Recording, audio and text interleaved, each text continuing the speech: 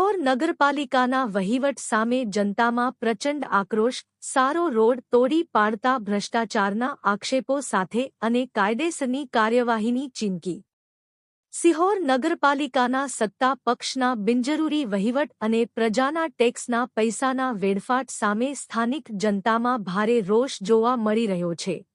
સિહોરના ward number 6માં આવેલા પ્રગટેશ્વર મહાદેવ મંદિરની બાજુમાં શીતળા માતાજીના મંદિરવાળા રોડ પર નગરપાલિકા દ્વારા લેવાયેલા એક ચોંકાવનારા નિર્ણય સામે સામાજિક આગેવાનો અને સ્થાનિકોએ મોરચો માંડ્યો છે. સ્થાનિક સૂત્રો અને અખિલ ભારતીય કોળી સમાજના ભાવનગર જિલ્લા યુવા મહામંત્રી સુરેશભાઈ રનભાઈ ચૌહાણના જણાવ્યા અનુસાર વોર્ડ નંબર 6નો આ મુખ્ય રસ્તો અંદાજે 2 થી 3 વર્ષ પહેલા જ બનાવવામાં આવ્યો હતો.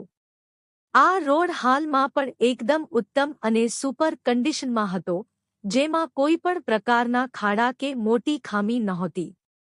પ્રજાના ઉપયોગ માટે સંપૂર્ણ યોગ્ય એવા આ રસ્તાને નગરપાલિકા દ્વારા અચાનક જ તોડી પાડવાનું શરૂ કરાતા અનેક સવાલો ઊભા થયા છે.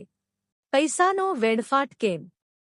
સામાન્ય નાગરિકો પોતાની લોહી પ્રસેવાની કમાણીમાંથી જે ટેક્સ ભરે છે, તે પૈસાનો આ રીતે સારો રોડ તોડીને ફરી નવો બનાવવા પાછળ વેડફાટ કેમ કરવામાં આવી રહ્યો છે? અને કાયદેસરની કાર્યવાહીની ચીમકી. આ ગેરરીતિને જનતા હળવાશથી લેવાના મૂડમાં નથી. આ અંગે સુરેશભાઈ ચૌહાણે ચીમકી ઉચ્ચારતા જણાવ્યું છે કે ખૂબ જ ટૂંક સમયમાં આ મામલે માહિતી અધિકાર નિયમ હેઠળ અરજી કરીને આ રોડ તોડવા પાછળનું કારણ, મંજૂર થયેલું સરકારી બજેટ અને જવાબદાર અધિકારીઓની તમામ વિગતો સત્તાવાર રીતે માંગવામાં આવશે.